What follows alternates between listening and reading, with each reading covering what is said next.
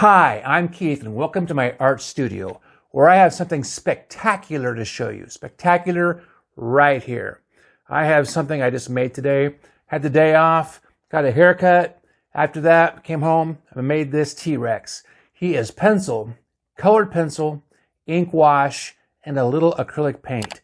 And if you stick with me, and please subscribe, I will show you exactly how I made it. Now, if you are a long-time follower of my art page and my art, and you subscribe to me, you know I do lots and lots of dinosaurs and monsters and aliens. Now, this one here came out pretty good, I'll have to say. I took my time with it because I had a day off. Now, look at that background. See those little brown splotches? If you saw my last video, you know exactly what those are. Because in between my edits when I'm making these things, because it's basically watercolor and ink, I'll throw my tablet into the oven and I'll bake it. 200 degrees for maybe 5 minutes. Well, somehow it got cranked up to 350, and I must have fell asleep because when I came back to it, the tablet was almost on fire. I'm dead serious. So I turned the page for this artwork, and there were still burn spots through that. So it got hot enough it burned through 3 pages. But those little brown splotches, I think, kind of adds to the picture. It makes the background look a little bit more unique and gives this picture some kind of a little story. This is an actual fire dragon, even though technically it's a T-Rex. So I'm starting off here with my my 6B pencil to get my dark outlines. And I hope you subscribe. I kind of sound like a broken record because I say the same thing over and over and over again. But even if you watch Bob Ross, he says the same thing over and over and over and over again. I mean, you only have so many supplies to use. So I'm using my 6B, and I'm using a reference photo there. You can see it to the right, now to the left. I'm putting all those little ovals. Those are scales that were on the original picture. And that picture, I think, was like I don't know, it's obviously like a computerized picture. I don't know where it came from. I found it on Google. But I'm following the pattern of those scales, and I like the way it looked. And I think this picture started off on a good foot. I use a projector to put that picture onto my page. I have no problem doing that. It's not cheating. If you think it's cheating, I don't care what you think, because it's not cheating. Because art is what you do. I mean, I think that AI is cheating. I hate AI. I haven't done a good AI video in a long time. Let's just say this. Nothing in this picture is AI. That's my actual real hand. On the back of my hand, you can see where my cat scratched me there. He's a really pretty cat, but he's a little aggressive. Now, I'm using a magic marker and to outline my image because I love fat black outlines. It's very comic book style, and I love comic book style. I love lots of black. If you see a lot of comic book, like Frank Miller, he uses these big black areas, and it's all over in comic books. And I try to incorporate a little bit of that myself, and I use my ink out of the inkwell on a brush. I also use it from the magic marker. And I don't think a magic marker is a bad thing. They're actually very easy to use. I use a Sharpie. I use the big ones. Right there I'm using a brush pen. I bought it a set. And the brush pens are really good. So I'm using the black fat magic marker. Sorry about that. And I'm darkening things down. And right now I'm looking at this and I'm feeling pretty good about it. And my whole goal now is not to screw this up. Because sometimes I tend to go overboard with my artwork to the point where I ruin it. And I'm trying to hold myself back, and this one I did. I held myself back. As you see, as I go along, my highlights, I tend to highlight till it's almost blindingly highlighted, and it's just wrong. I know better. That's the worst part, is I know better. And here I'm using ink wash. I'm a big fan of ink wash. I just bought myself a new bottle of Higgins black ink just recently, because I go through it so fast. Ink wash is where you take ink and you mix it with some plain water and thin it down, and you get different values. And I try to start off with about a 40% gray, which means it's not too dark, but it's just enough to shade with. And using ink wash to shade is really cool because ink wash dries very, very cool. So I'm doing this to get my edges and make everything look round. The dark's dark, but not too dark. And right there, I'm putting this eye thing, or this black around the eye, because I think it makes it look like he's a evil monster that's black. If you watch the Jurassic Park movies, they do that too. They darken around the eyes and make the eyes white. It makes it look really super menacing, and I kind of stole that from them. So I gave him kind of a black mask. He's the Batman of T-Rexes.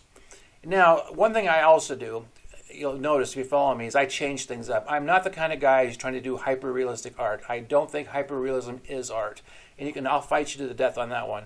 But look at my T-Rex's chin. That little horn I put there. No T-Rex has a horn on his chin, but I thought from a design standpoint it looked good. Now, recently I've got into colored pencils, and I like the way they look quite a bit. So for this T-Rex, I chose green and I chose orange, and I've done that for the last couple pictures because I think those two colors combined look really super good on these dinosaurs or these dragons, or these monsters. I actually went back to the art store, which is 65 miles from my house, to buy more of these two colors because I use them so much. So I have some extra spares, and they're expensive. Like $2 or $3 depending on the brand. Prismacolor is not cheap. So I'm making this art for free. I'm giving this lesson for free. It's the least you can do. The least you can do is subscribe to me. Subscribe, follow, and share this with your friends. This is cool. I mean, if you're an artist, you expect me to be doing landscapes, still lives of flowers and teapots. But no, I do the fun stuff. My artwork is the horror movie version of artwork. I mean, I would not do this stuff if it wasn't fun. So this to me is fun. So that's why I do a lot of monsters, aliens, and T-Rexes and things like that, because I think this is fun.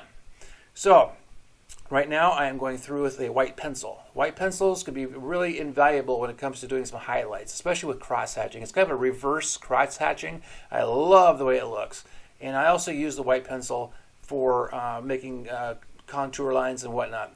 So right here, I have my 6B. I can tell because I have, now I'm back with a white pencil. Now those little circles I'm making there, I'm making a little like, I don't know what you call them, but the white pencil works great on that black ink. It works. I almost wish it would show up a little bit better, but I can always go into my white paint if I have to. But the white pencil, I bought 4 or 5 of them, different brands, last time I was in the art store just to find out which one's the best. And I think the Prismacolor one actually works the best. They're also the most expensive. You can buy a set of pencils, 20 pencils, and it'll cost you $20. It's pretty expensive stuff for a hobby, you know what? But there's people out there who, they race stock cars and they spend thousands of dollars. I don't do that. I just buy art supplies, and I try not to go overboard. Most of the canvases I got from Goodwill. This tablet here, it's a mixed media tablet. It probably cost me $25-30, but it has 60 sheets in it, and and I can just flip the sheet over, keep on going, and it's easy to store my artwork. Unlike my canvases behind me in this room, where I have like 30 of them, and they're all stacked up, and that's why I kind of went to the paper, because I don't have a storage problem anymore. But right now, I'm putting on some highlights, and this is where I had to hold myself back. Because I just said, I'm not going to do a whole bunch of highlights, just enough. That's why they're called highlights, just to highlight, not go overboard. And I think I did a good job of holding myself back, because I really wanted this picture to look good. I knew it was good to start with, and I knew if I didn't screw it up, I'd have something cool. So if you want to buy this from me, I will sell it to you. I'll tear it out of that pad, I'll put it in an envelope, and I'll mail it to you. You just make me an offer, and we'll see how we can do. Because I would love to recoup some of my art career money. I went to the university for 4 years. 4 years to be an art teacher. You know what? I'm not an art teacher. I'm a registered nurse. I mean, I just came off of doing 2 12-hour shifts. My feet are killing me. So to sit down with my pens and my pencils and do this is fun. It's relaxing. But I'd love to pay back some of those student loans with my art. So, just make me a good offer, and we'll see what we can do. This would look awesome in a frame. You could probably hang it in your bathroom, in your kitchen, in your bedroom. I have like 4 or 5 of these in my bedroom, and they're just cool. I got some of them in my dining room. I got a couple in my living room, and my wife puts up with them. Over time, she's gotten used to it. We've been married for almost 30 years. I think. So here we are. I am doing what? What am I doing here? Is that a brush or a pencil?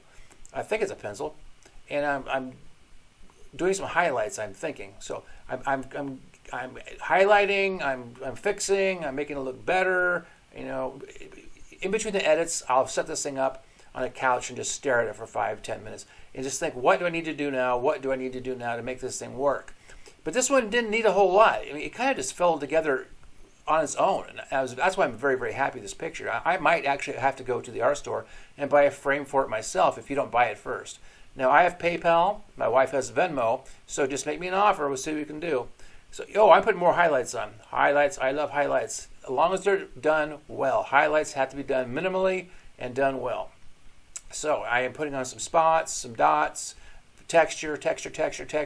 I love texture. Anything that makes your picture look like you can just reach out and touch it and feel it. That's cool to me. So, like I said before, please like, subscribe, follow, and make comments. If you made it this far, you are 10 minutes, almost 11 minutes into this video. Please make a comment, something nice, something horrible. Say, hey, that what you did there was wrong. I hate that you ruined it. Or say, hey, that eyeball is cool. Just you wouldn't believe, being on YouTube, how few times I actually get any comments on anything I do. And I have like 360 videos, which means I have 360 works of art for you to go back and look at. So you can go through my list and see. I do acrylics, I do watercolors, I do pencil, pen and ink, I do all kinds of things. And you can just go through and look at all that stuff. So I'm coming towards the end here. Don't click off yet. What am I doing? Oh, I'm going back over with some more ink wash to darken down some of the edges because I thought it needed to be a little bit more dynamic, a little bit more. So please like and subscribe and like and comment. And I really, really appreciate if you made it, because now you're into almost 12 minutes of my T-Rex with a horn on its chin. And I love adding things to dinosaurs that, oh, there's this pupil. There's this little tiny pupil on his white eye. Thank you again.